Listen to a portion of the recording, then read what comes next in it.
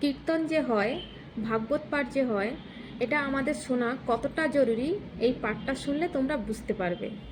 রাধারানীর একটা মণির খাঁচা ছিল, ওর ভেতরে একটা শুক পাখি থাকতো।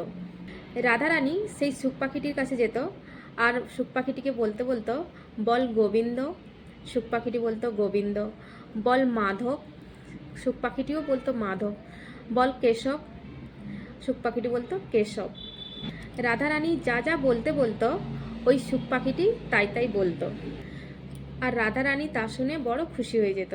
যেমন আমি আমার গোবিন্দের ভজন করি, এই তোতাও গোবিন্দের ভজন করুক। এই সমস্ত শ্রীকৃষ্ণের প্রতিটা নাম প্রত্যেক দিন তোতাকে শেখাতো আর তোতাও শিখতো।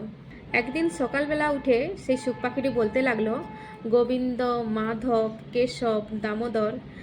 তা শুনে রাধারানী খুব খুশি হয়ে গেল। কিন্তু একদিন রাধারানী চমকে গেল। কারণটা কি?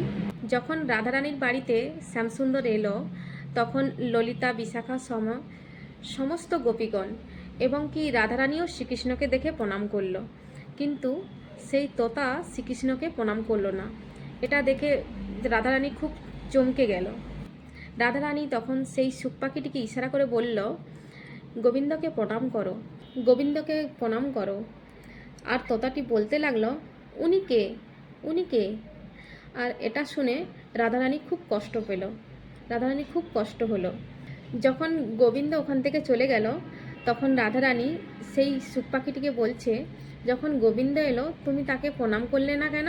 তখন পাখিটি বলতে লাগলো, উনি কে ছিল? খুব সুন্দর দেখতে ছিল, মুখশ্রী বড় মধুর ছিল, কিন্তু উনি কে ছিল?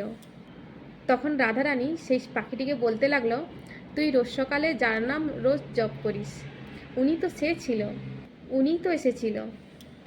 তখন শুক পাখিটি বলল, আমি তো জানি না উনি কে, শুধু ওনার নাম জানি, ওনার নাম জপ করি, কিন্তু ওনার নামের অর্থ তো আমি জানি না। তখন সেই পাখিটি বলল, আমি ওনার সম্বন্ধে জানতে চাই। তখন রাধারানী বলল, ভাগবত পাঠ বিনা যদি কীর্তন হয়, কারোর কল্যাণ হবে না। হে শুক পাখি, তুমি পৃথিবীতে যাও, আর পৃথিবীতে গিয়ে এই ভাগবত পাঠ শুনে এই নামের মানে বুঝে আসো, যে উনি কে।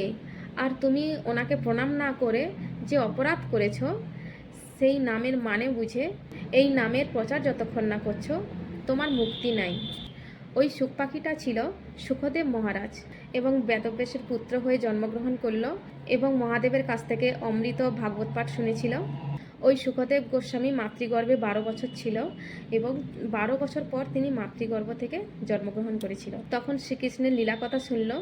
তারপর নির্গুণ নিরাকার ব্রহ্মলোক ছেড়ে সে পিতার শরণে চলে এলো এবং বলল, শ্রীকৃষ্ণ গোবিন্দ কে, আমাকে বলো।